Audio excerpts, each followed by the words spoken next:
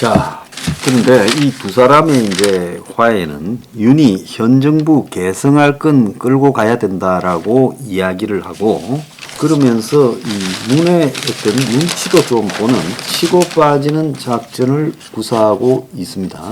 자, 그래서 탈탄소, 저소득 복지 등 이런 것을 계승하겠다. 그래서 탈원전은 벗어나지만 문의 온실가스 감축 계획은 유지하겠다. 저소득 근로자에게 세금 혜택을 주는 근로장려세제는 더욱 확대하겠다. 뭐 이런 이야기를 지금 윤 쪽에서도 했습니다. 그래서 서로가 서로의 필요성 때문에 이제 이런 이야기를 하니까 이런 것들이 서로 간에 만나게 되는 원인이 되었다. 이렇게 보는데요. 자, 그런데 여기서 이제 윤이 좀 하나 생각을 해야 될 부분이 있다고 보고 있습니다.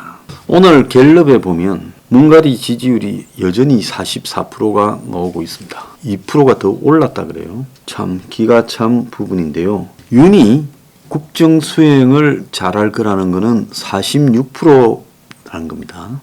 자, 그런데 이 윤이 국정 수행은 갤럽이 아닌 리얼메타인데 이 리얼메타의 문의 국정 지지도가 46.7, 4% 올랐다는 거예요. 그러면 윤이 지지율이 국정 수행을 잘할 거라고 하는 것이 사실상 지지율이죠. 46이고 잘 못할 거라는 게 49.6으로 부정이 더 많아졌습니다. 그러니까 윤은 지금 3.6%로 뒤지고 있고 못할 거다가 더 높고, 그래서 윤은 지금 52.7에서 49.2, 46으로 계속 내려가서 대통령 선거 득표율 48.56보다 더 내려갔어요.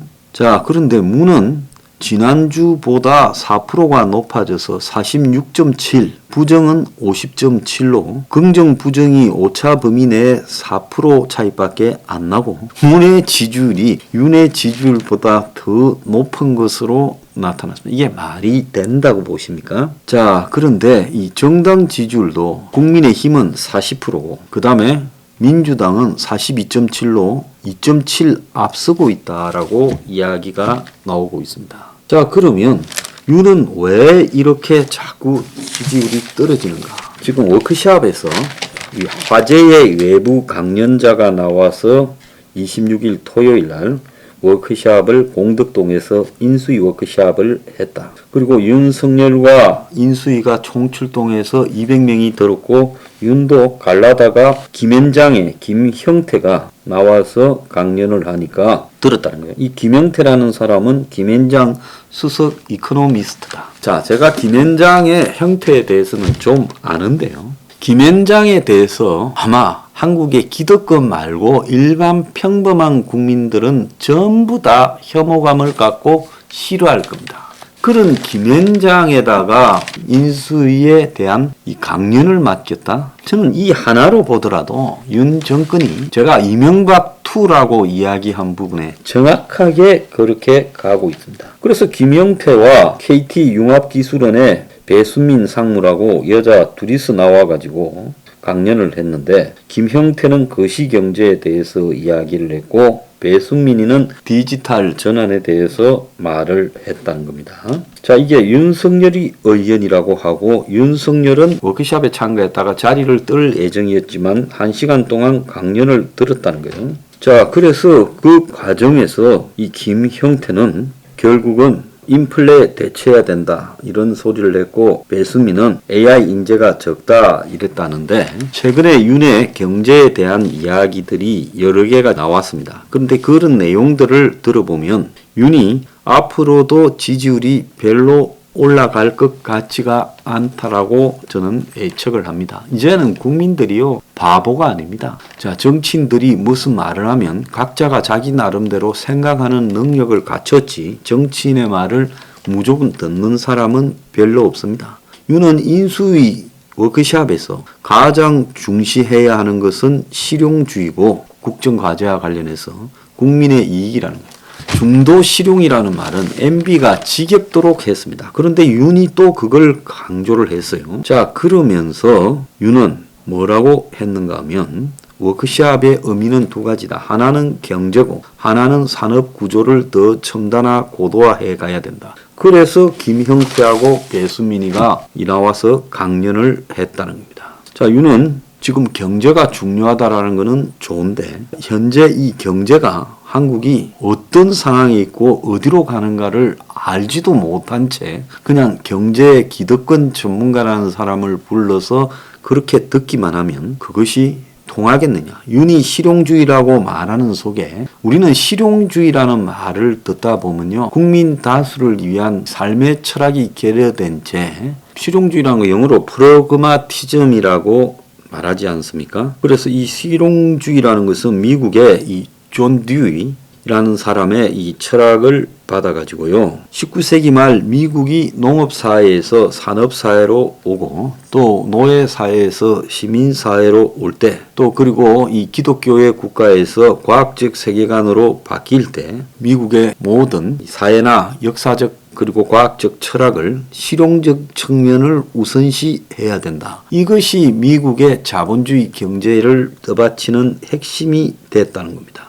그래서 이게 황금 만능주의라고 이렇게도 비판을 하고 가치의 다양성을 갖다가 이제 이 존중한다라는 속에서 어떻게 보면 기득권을 옹호하고 있는 그런 말장난에 불과한 것이다라고 비판을 하기도 합니다. 그래서 넓은 의미로 유효성, 효율성 등을 갖다가 앞세우고 있고 추상적인 이런 원리나 권위에 반대한다라고 하지만은 오늘날 미국이 실용주의를 앞세우면서 실제 미국의 다수 서민을 위한 실용은 없어졌고요. 기업과 자본과 금융가를 위한 실용만 미국에 넘쳐나서 미국의 법이 얼마나 그들에게 이 사회제도가 규칙이 기울어져 있는가 하는 것은 그건 우리가 다 아는 바입니다. 그런 반발들이 트럼프 당선으로 나타났는데 트럼프도 그들을 대변하지를 못하고 있고 바이든에 대한 불신도 지금 그런 데서 나오는 거죠. 그러니까 미국이 기득권 정치인들의 이 영고주의도 실용주의로 포장되고 있다는 거예요. 그래서 실용주의라는 말 속에는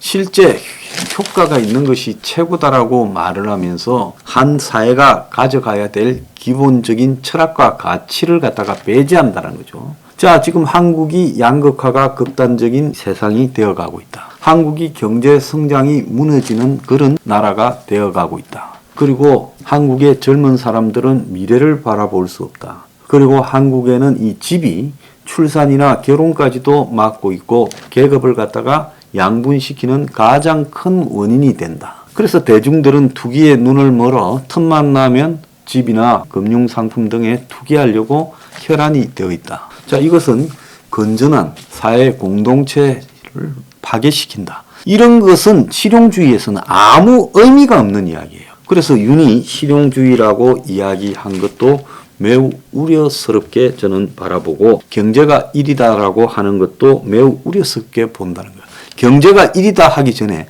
자기가 바라보는 경제에 대한 가치와 철학을 말한 뒤에 경제가 1이다라고 해야죠. 자, 인플레 파이트 되라. 이날 인수위 워크숍에서 이야기를 했는데요. 인플레이션을 잡아야 된다. 그러면서 성장을 못하면 국민이 용서하지만 인플레이션을 못 잡으면 국민이 용서를 못한다. 이런 말까지도 했다는 거예요. 인플레를 이기는 정부 없다. 김영태 박사가 한 내용은요. 앞으로 인플레가 더 심화될 수밖에 없어요. 왜? 세계화가 문을 닫고 국내로 다 들어오게 되면 비용 인상이 될 수밖에 없는 겁니다. 그래서 인플레를 잡는다는 것은 불가능한 이야기고요. 인플레를 감수하면서 갈 수밖에 없다는 겁니다. 그래서 이런 황당한 이야기들을 인수위가 들어야 되는 겁니까? 자, 그래서 실용주의를 이야기하고 경제가 가장 우선이라 이야기를 했지만은 이 윤 정권에서 또 보면 재건축 첫 단추, 안전진단, 규제 완화, 건물살이라고 하면서 수요에 맞게 공급을 이루기 위해 건축 규제 완화, 택지 공급이 필요하다. 그리고 금융위원회는 가계대출 규제를 완화해서 최대 1억 마련 청년 도약 계좌까지 추진하겠다고 해서 대출도 막 해주려고 하고 있습니다. 그리고 오늘 보면 윤은 다주택자 규제가 맞는지 살펴봐야 된다 이러면서 국토부 업무보고에서 예고 없이 참석을 했어요. 예고 없이요. 그래서 지난주 금요일 날 예고 없이 참석을 해서 현 주택 정책이 28번 반복되며 집값 상승을 부채질한 것이 시장을 외면했다고 하면서 주택 건축에 대한 규제 완화와 택지 공급이 있어야 된다라고 말을 했습니다.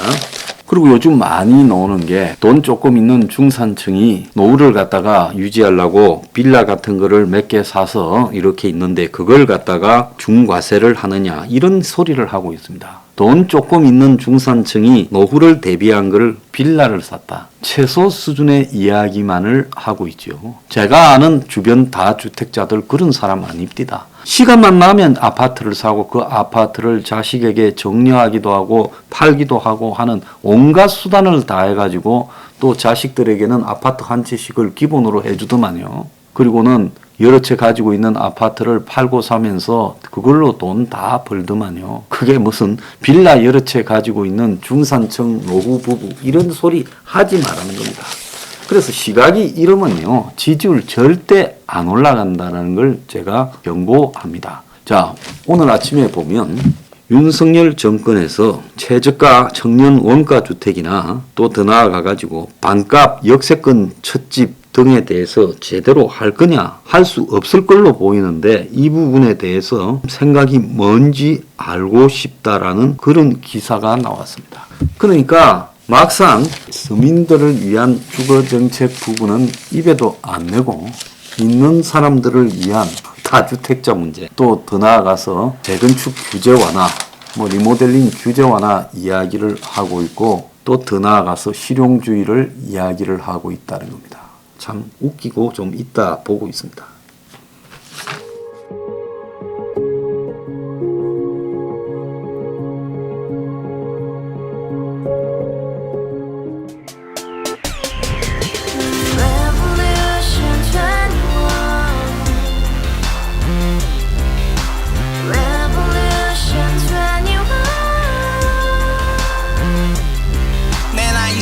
월세 30 코인빚만 300 서울에 온 지 벌써 10년 아둥바둥 버텼지만 여전히 난 반지 하에 제왕 곰팡이 연문제약 내비랑 깡통망통 완전히 폭망 고시원 창문만큼 작아진 내 꿈 연애 결혼 내 집 모든 게 헛꿈 1년 전 떠난 여친 울며 말했지 같이 써봤자 평생 가본 게 꼭꼭꼭하지 가바후스 700 나도 소유주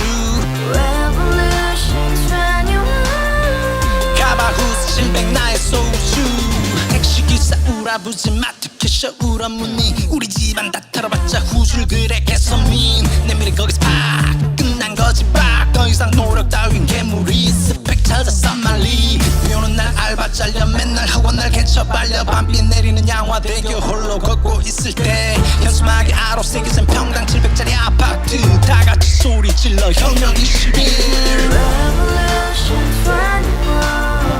가바후스 700 나도 소유주 가바후스 700 나의 소유주